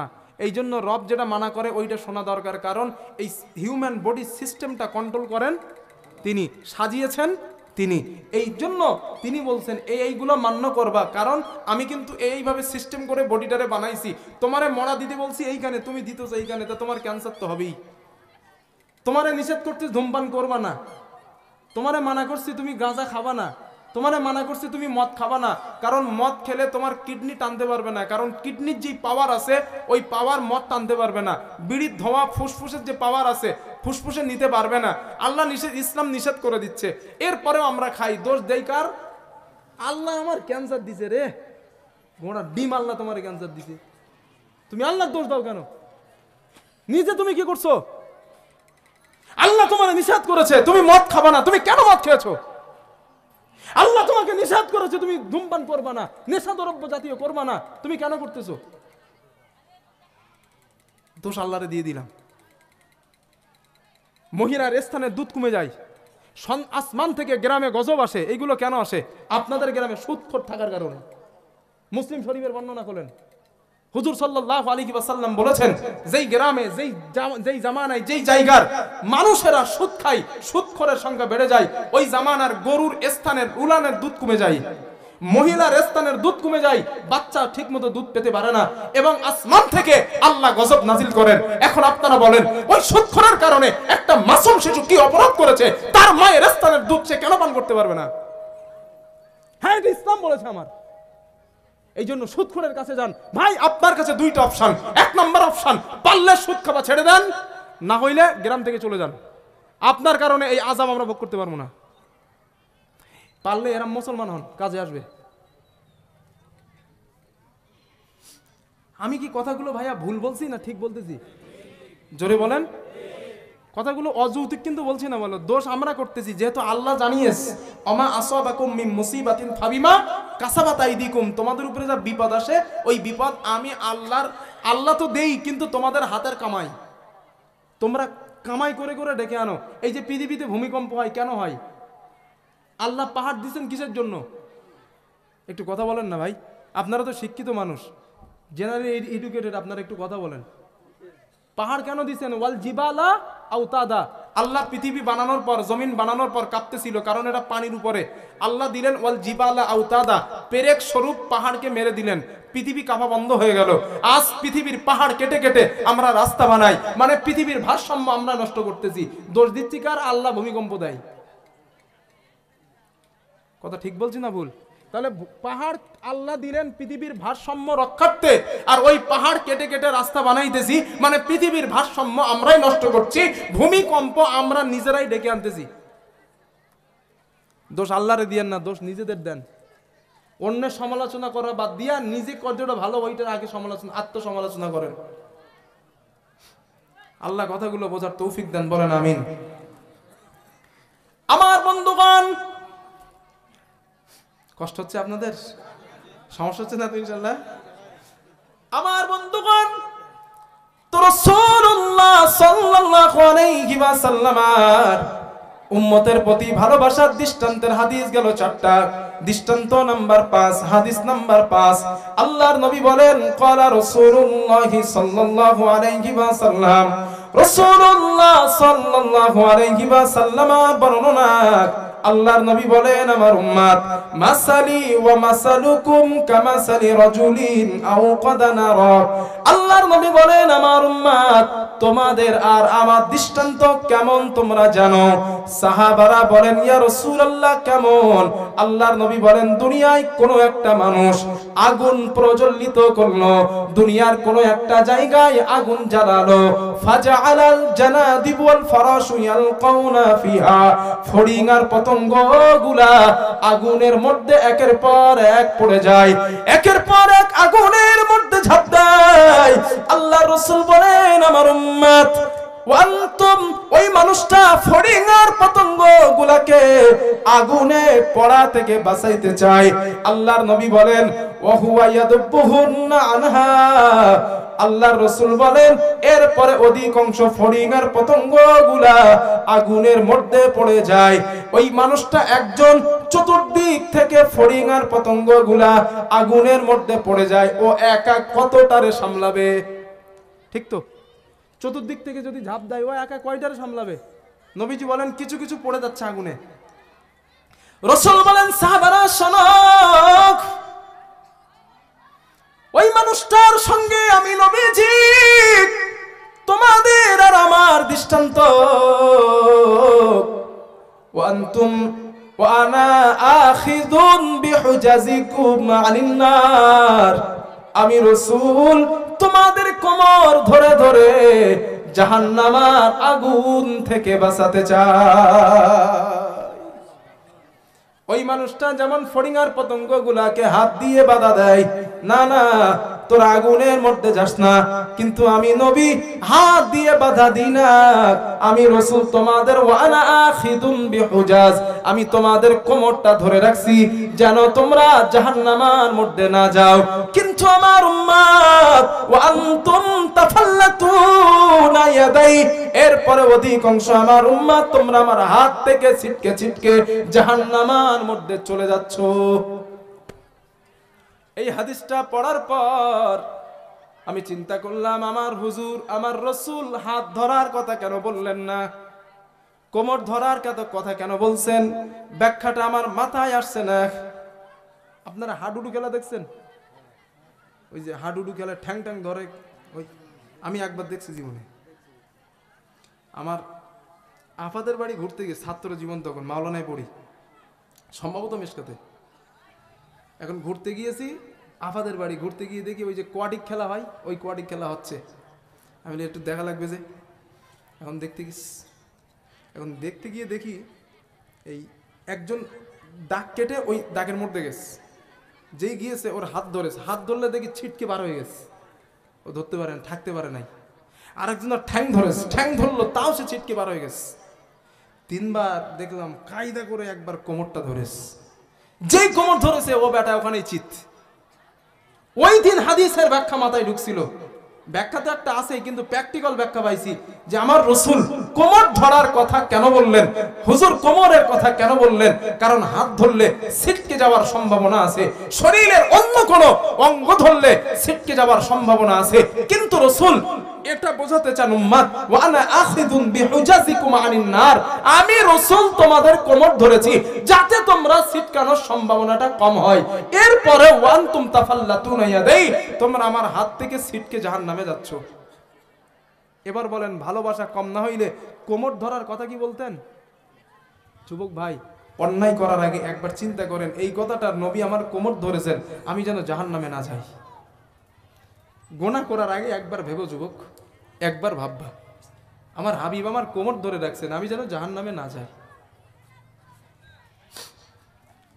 হাদিস নাম্বার 6, এই হাদিসটা মা বোনেরা আপনারাও বাড়িতে লিখে রাখতে পারেন, মুখস্থ করে রেখে দেবেন সারা জীবন। আপনারা পুরুষ যারা আছেন এই সব ভুলে গেলে এই হাদিসটা ভুলবেন না।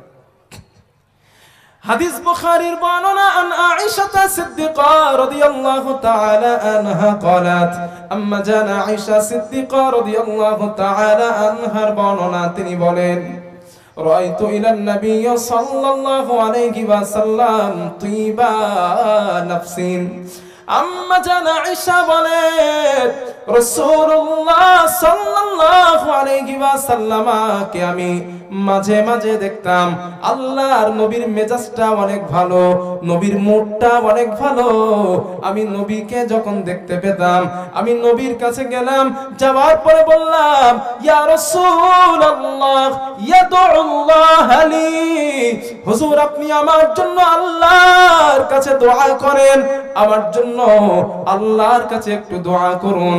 আম্মা জান আয়েশা বলেন আম্মা জান আয়েশা বলেন আল্লাহর নবী আমার জন্য আল্লাহর কাছে দোয়া করলেন, আল্লাহুম্মা গফিরলি আয়েশা, ও আল্লাহ আপনি আয়েশাকে maaf করে দেন, ক্ষমা করে দেন, মা তাকদ্দামা মিন যামবিকা ওয়ালা তাআখার, আল্লাহ আয়েশার আগের গুনাহ পরের গুনাহ আপনি ক্ষমা করে দেন, ওমা আলানাত মা আসাররাত ওয়া মা আলানাত, আয়েশার বড় গুনাহ ছোট গুনাহ প্রকাশ্য গুনাহ গোপন গুনাহ আল্লাহ সব গুনাহগুলো maaf করে দেন।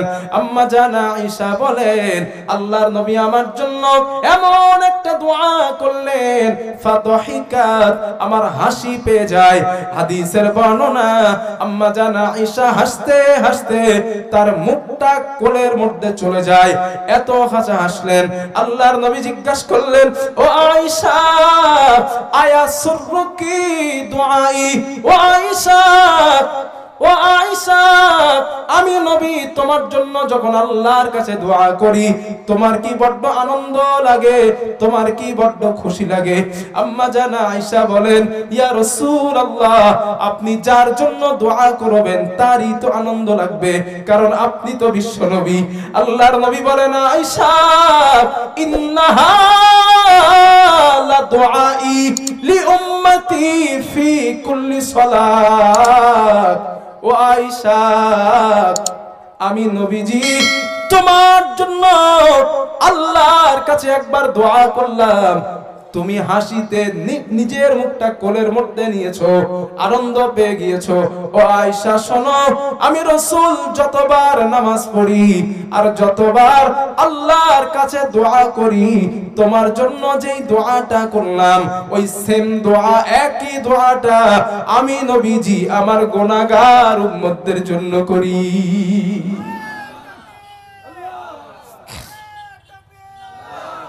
আয়েশা আমি রাসূল তোমার জন্য যেই দোয়াটা করছি একদিন করলাম তোমার জন্য, তাই তুমি আনন্দিত হলে। আয়েশা আমি মুহাম্মদ সাল্লাল্লাহু আলাইহি ওয়াসাল্লাম যতবার নামাজ পড়ি আর যতবার রবের কাছে দোয়া করি প্রত্যেকটা বার আমার উম্মতের জন্য এই দোয়া করি, আল্লাহ উম্মতের আগের গুনাহ maaf করে দাও, পরের গুনাহ maaf করে দাও, সামনের গুনাহ maaf করে দাও, গোপন গুনাহ maaf করে দাও, প্রকাশ্য গুনাহ maaf করে দাও, আল্লাহ এই উম্মতের গুনাহগুলো সব maaf করে দাও। আমি এই দোয়াটা প্রতি নামাজে আর প্রতি দোয়ায় আমি নবী আল্লাহর কাছে করি। মোহাব্বত ভালোবাসা কম না বেশি? কলিজা থেকে বলেন কম না বেশি? সম্ভব যদি হয় দাবি করে গেলাম, দাবি রেখে গেলাম, সম্ভব যদি হয় ওই রসুলকে ভালোবাসেন কর্মে দিয়ে মুখে নয়। সম্ভব যদি হয় কর্ম দিয়ে ওই রসুলকে ভালোবাসেন মুখে নয়। আর রাহিকুল মখতুম নামীয় রসুলের জীবন চরিত্র নিয়ে সুন্দর কেতাব আছে, সামায়েলে ত্রিমিজির মধ্যে, এগুলো তো আপনারা পড়তে পারবেন না, বাংলা রসুলের অনেক জীবনী আছে, ওইগুলো আপনারা পড়বেন। আমার নবী কেমন ছিল, কেমন ভাবে চলতেন, ওইভাবে নিজেকে সাজান। বিশ্বাস করেন দুনিয়াতেও শান্তি পাবেন, মরবেন ডাইরেক্ট আল্লাহর জান্নাত, দেরি হবে না একদম।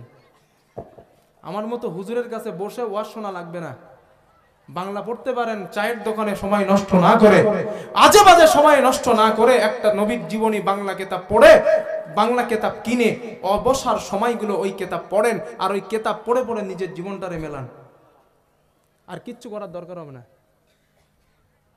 বুঝে আসছে না? ইনশাল্লাহ আল্লাহ কথাগুলো বোঝার তৌফিক দেন, বলেন আমিন।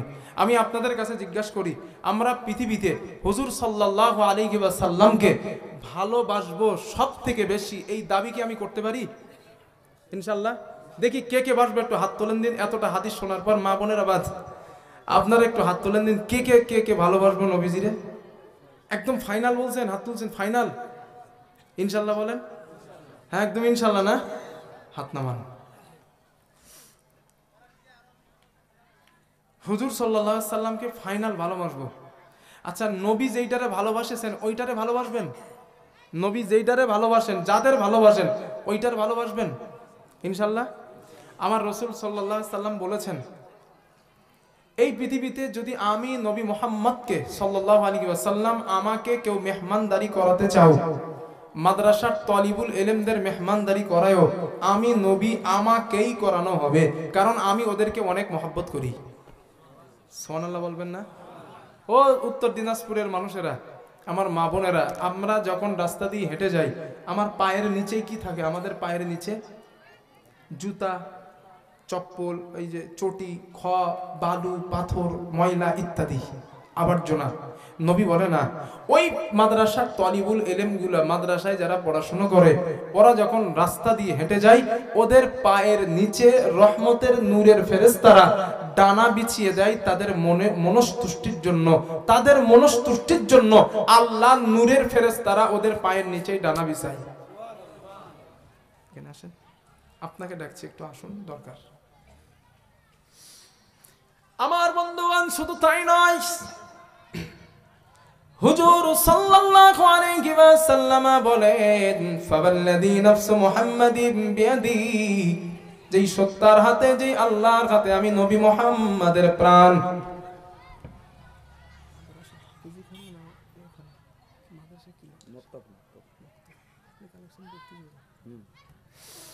আল্লাহর নবী বলেন, ফাওয়াল্লাযী নাফসু মুহাম্মাদিন বিয়াদিহি, যেই সত্তার হাতে, যেই আল্লাহর হাতে আমি নবী মুহাম্মাদের প্রাণ, ওই আল্লাহর নামের কসম করে বলছি, মা মিন মুতাআল্লিমিন ইখতালিফু ইলা বাবি আলিমিন, এমন কোন তালিবুল ইলম নাই, এমন কোন গ্রামের বাচ্চা নাই, যেই ছেলেটা, যেই মেয়েটা কোরআন শেখার জন্য মক্তব বা মাদ্রাসার হুজুরের কাছে যায়, হুজুর আমি কোরআন জানি না, আল্লাহর রাস্তে আপনি আমাকে কোরআনটা শিখিয়ে দেন।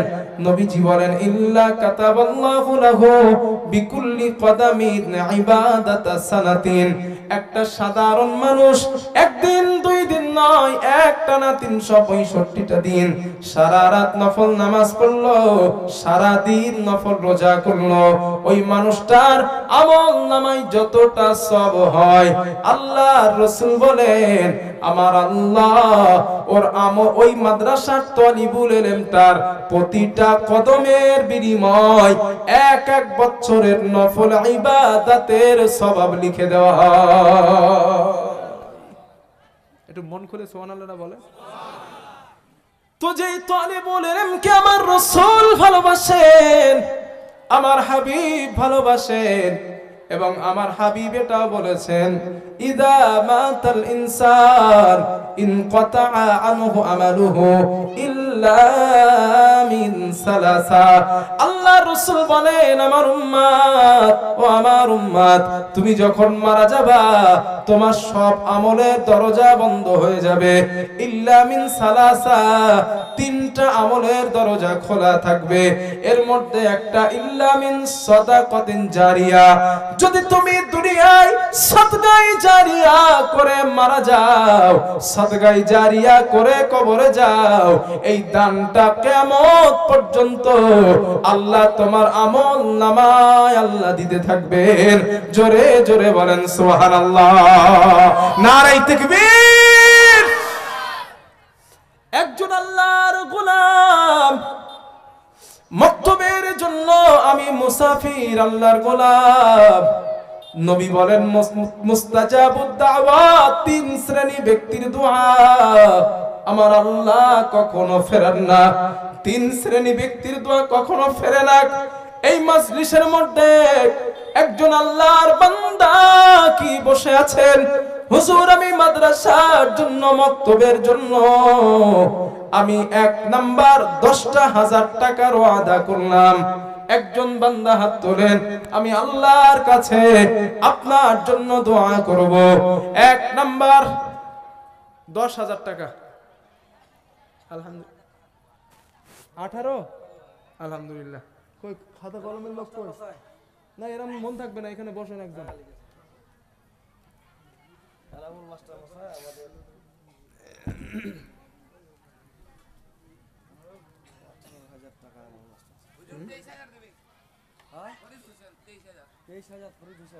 আল্লাহ রে, আমি চাইছি 10।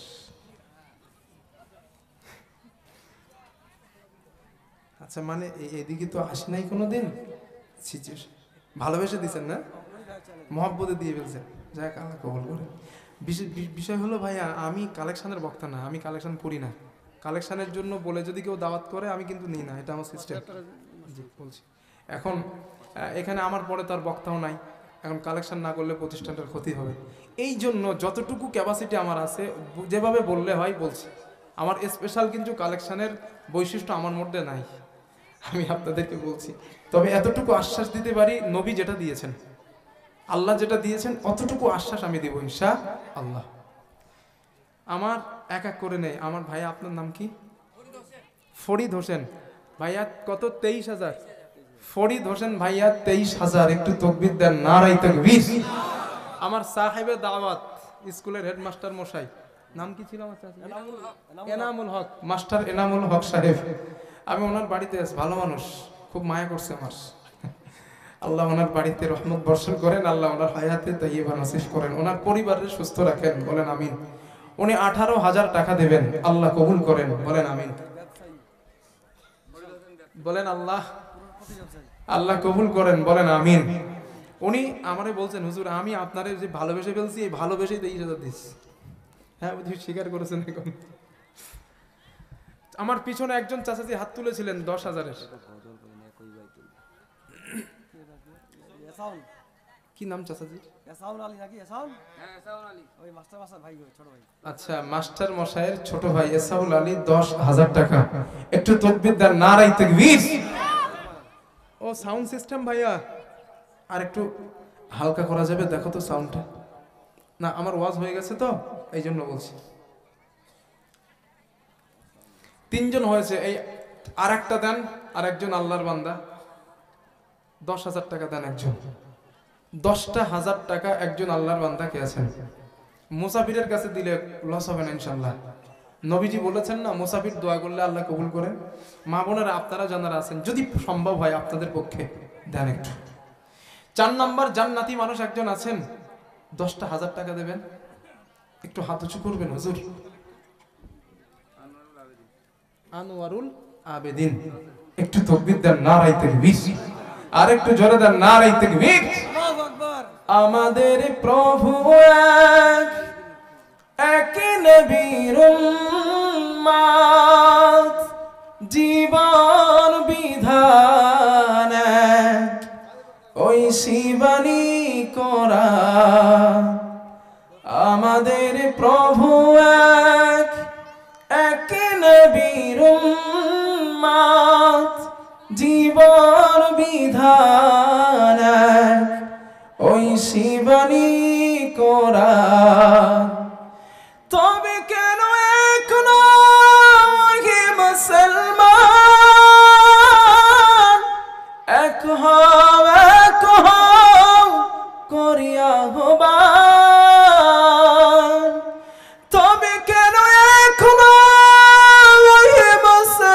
মুসলমান এক হও, এক হও করিয়া হবান। আমাদের প্রভু এক নবীর উম্মত, জীবন বিধান ওই শিবানী কোরআন। ঠিক কিনা? আল্লাহ এক, নবী এক, রসুল এক, কাবা এক, কিবলা এক, সব এক। যত মারামারি হানাফি সুন্নি, যত মারামারি আহলে হাদিস তাবলীগ, যত মারামারি মুসলমান গোষ্ঠীর মধ্যেই। আর এই সুযোগ নিয়ে বেঈমানরা কচু কাটা করতেছে। ঠিক বলছি না ভুল বলছি?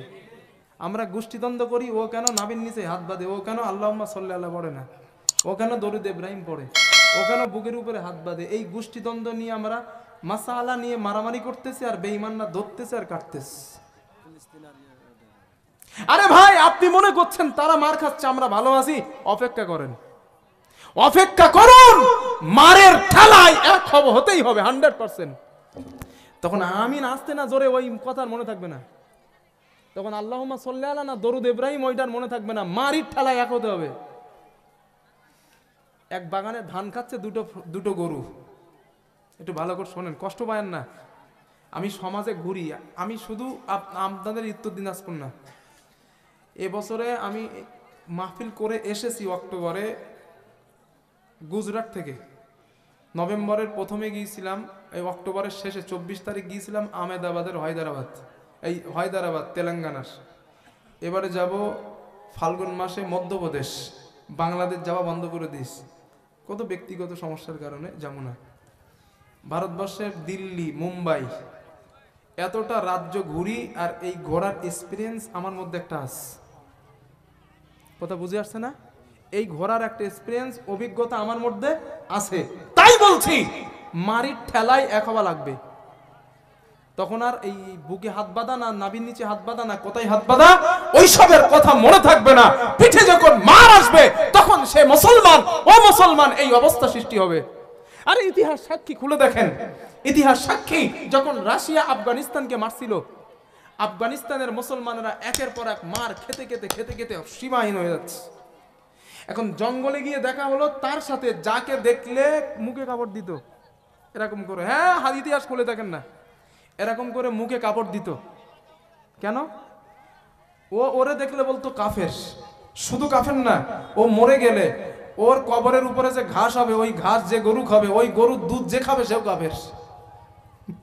এরকম ধরনের ফতোয়া যারা দিত, আফগানিস্তানের মুসলমানদের উপরে রাশিয়ার হেনাদার বাহিনী যখন আক্রমণ চালালো, তখন আফগানিস্তানের মুসলমান ওই সব মুসলমানদের সঙ্গে দেখা জঙ্গলের মধ্যে, আর জঙ্গলের মধ্যে দেখা হয়ে তারা বুকে কলাকলি করে আর বলে, ভাই, এই ভালোবাসা, এই বুকের কলাকলি যদি আগে রাখতাম, ওই ওই ওই ইহুদিরা, ওই বেঈমানরা, ওই অত্যাচারীরা আমাদের উপরে এই অত্যাচার করতে পারতো না।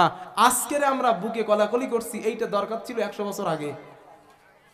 মাসলাক যার যা আছে তার আপন জায়গায়, পরিচয় একটাই, ইমানের ক্ষেত্রে আমরা মুসলমান। আবার বলছি, মাসলাক যার যা আছে আপন জায়গায়, ইমানের ক্ষেত্রে, রবের ক্ষেত্রে, তাওহীদের ক্ষেত্রে আমরা সবাই মুসলমান। এই আওয়াজ যতদিন না তুলবেন ততদিন শান্তি পাবেন না। আমি বানায় বলছি না, নিজের অভিজ্ঞতা থেকে বলছি। এখন ঘাস খাচ্ছে, ফসল খাচ্ছে দুই গরু। এখন গরু বাগানের মালিক এসে এক গরুর পাশায় দিছে বাড়ি। এখন যারে মেরেছে সে দিছে দৌড়, আর যারে মারে নাই ও দিছে দৌড়। তা দুই বন্ধু এক জায়গায় দেখা হয়েছে, বলে, তোরে মারছে, আমারে মারছে, তোরে মারে নাই, আমি আর আমারে মেরেছে তাই আমি দৌড়ালাম, তোরে তো মারে নাই, তুই কেন দৌড়ালি? ওই যারে মারে নাই সে তখন বলছে, দোস্ত, আমি জানি তোর পরের পালা আমার। কি বলছে? তোর পরের পালা আমার। তো অন্যান্য জায়গার মুসলমান মার খায়, আমরা হাসি, এর অপেক্ষা করেন, ওর পরের পালা আপনার আর আমার। পারলে এখনো সময় আছে, ইখতিলাফ ভুলে ভাই ভাই হয়ে যান, বেঁচে যাবেন। না তো কি, আমু মার খাবো, আপনারাও খাবেন, এই ছাড়া কিছু নেই। বলে যাচ্ছি, পারলে মেনে নেন। মাসলাক যার যা। আমি, আমার ভাল লাগে কিয়াম করতে, আমার মন চাই করি। আমি আমার বুকের উপর নাভির নিচে আমি আমার কাছে সহি মনে হাত বাঁধা, তাই আমি বাঁধি। আমি ফরজ সালাতের পরে দোয়া করা আমার কাছে ভাল লাগে, তাই আমি করি। আর একজন আর কিয়াম করা তার কাছে বেদাত মনে হয়, সে করে না। আরে মাসলাকের ব্যাপারে, ইখতিলাফ মুস্তাহাব মাসলার ব্যাপারে আপন আপন ছেড়ে দেন। ইমানের ব্যাপারে, ইমানের ক্ষেত্রে, তাওহীদের ব্যাপারে আমাদের পরিচয় একটাই, আমরা মুসলমান। বুঝে আসছে না? ইনশাল্লাহ মুসলমান। এখন যদি আপনারা সব এক অপরে ভাগ করে দেন, আরে আমার সমস্যা আমাদের মতো হুজুরদেরই। স্টেজ পাইলে, মাইক পাইলে নিজের গোষ্ঠীর দিকে শুধু টানতে থাকি, স্বার্থ চর্চা করি। আরে রাসূল বলেছেন, ওই ব্যক্তির কথা তো শ্রেষ্ঠ, ওমান দাআ ইলাইহি হুদিয়া ইলা সিরাতিন মুস্তাকিম। ওর থেকে সঠিক পথে, জাস্টিস পথে কে ডাকতে পারে, কে আহ্বান করে, যে আল্লাহর দিকে মানুষকে ডাকে, নিজের দলের দিকে না, নিজের স্বার্থ চর্চার দিকে নয়, রবের দিকে যে মানুষকে ডাকে। নবী বলেন, ওর ডাকাটাই সব থেকে ইনসাফপূর্ণ ডাকা। রবের দিকে ডাকেন, কোনো ঝামেলা থাকবে না। ভাই এসো ইসলামের দিকে, আল্লাহর দিকে এসো। তুমি কিয়াম করো, তুমি করো ভাই। তুমি কিয়াম করো না, তুমি করো না। তুমি তোমার মাসলাক নিয়ে থাকো, আমি আমার মাসলাক নিয়ে থাকি। ইমানের ব্যাপারে আমরা সবাই ভাই ভাই। ইসলামের উপরে যখন অ্যাটাক আসবে আমরা সবাই মিলে যাব। আদাস আমাদের সঙ্গে কোনো মারামারি নাই। এই কথাগুলো যদি আমি বাকিবিল্লাহ স্টেজে উঠে বলি, আপনারা সাধারণ মানুষ মনে করবেন না আগামী দিন যা আমরা ওরে দেখে ঘৃণা করতাম, তার দেখে ঘৃণা করতাম, এইগুলো আর করা যাবে না, যেহেতু হুজুর বলছে। এখন আমি যদি এইগুলো না বলে বলি, ভাই আমরা খাঁটি আহলে হাদিস, বাকি দুনিয়ায় যা আছে সবাই জাহান্নামে যাবে, এই কথা বললে আর মিল হবে জীবনে? স্টারিং আমি হুজুরের হাতে, আমি দিচ্ছি খানায় গাড়ি ভরে, এখন আপনারা তো সব খানায় যাবেন। কথা বুঝে আসছে না? এই জন্য আমরা হুজুর, আলেম, আমাদের পরিবর্তন হতে হবে আগে। এই ব্যক্তিগত হিংসা চর্চা এইগুলোকে ত্যাগ করতে হবে, মাথা থেকে ঝাড়তে হবে। মুসলিম উম্মাকে এক করার চিন্তা করতে হবে। আমি ইউটিউবে নসিহাত শুনি না, খুব একটা বক্তব্য শুনি না। এখন তো সোশ্যাল মিডিয়ার যুগ, ফেসবুক সময় পেলে একটু চালাই। গাড়িতে যখন আসি, আমার একটা আইডিয়া আছে, নাম বলা যাবে না, মহিলারা তো সমস্যা, একটা ওই ফেসবুক গাড়িতে যখন সময় পাই, কেতাব পড়তে পড়তে একটু সময় পাইলে চালাই। বাংলাদেশের মামুনুল হক বলে একজন বক্তা আছে না, মামুনুল হক, উনি জেলে ছিল। ওনার একটা নসিহত ফট করে আমার সামনে আসছে 1.5-2 মিনিটের, কি ওখান থেকে শিক্ষাটা বলছি। উনি বলেন, আমাকে যখন জেলে দেওয়া হলো, জেলের মধ্যে আমরা বাইরে থেকে একরকম ভেবেছিলাম, কিন্তু জেলের মধ্যে যাবার পর সিচুয়েশনটা দেখলাম আলাদা কিরকম। মামুনুল হক বলছেন, মামুনুল হক সাহেব যেহেতু সম্মানীয় ব্যক্তি, মামুনুল হক সাহেব তিনি বলছেন, আমরা বাইরে থেকে গোল টুপি পরবো না লম্বা টুপি পরবো এই নিয়ে মারামারি করি, কিয়াম করব না সালাম করব না দোয়া করব এই নিয়ে মারামারি করি, হানাফি শাফি মালিকি হাম্বালি না কি এইটা নিয়ে মারামারি করি। কিন্তু জেলখানার ভিতরে গিয়ে দেখি তাদের টার্গেট মুসলমানদের ধরো আর নির্যাতন করো। তারা না দেখছে আহলে হাদিস, তারা না দেখছে হানাফি, তারা না দেখছে সুন্নি, তারা না দেখছে শিয়া, মুসলমান যারা নির্যাতন করো জেলখানার মধ্যে। মামুনুল হক বলছেন, আমি ওই জেলখানার মধ্যে সিদ্ধান্ত নিলাম, আল্লাহ যদি আমারে কোনোদিন বার করে, আমি সেই দিন গোটা উম্মাকে বলবো, ভুলে যান কিয়ামপন্থী, ভুলে যান নামাজপন্থী, ভুলে যান আহলে হাদিস, ভুলে যান জামাত ইসলামী, আমরা সবাই ভাই। কারণ বেঈমানদের চক্রান্ত, তারা জেলরুদ্ধ করে আমাদের মুসলিম উম্মাহকে মেরে দিতে চায়। উনি এই কথা বলছেন বাইরে ভাই, এটা ওনার অভিজ্ঞতা থেকে বলছেন, ব্যক্তিগত অভিজ্ঞতা থেকে। আর আমি এটা শুনে বলছি, পারলে ভুলে যান সব। আপনি সুন্নি আছেন সুন্নি থাকেন, আপনি হানাফি আছেন হানাফি থাকেন, যা আছেন তাই থাকেন। ইমানের ব্যাপারে আমরা সবাই এক। জোরে বলেন, ইমানের ব্যাপারে কি এক। আল্লাহ কথাগুলো কবুল করেন, বলেন আমিন।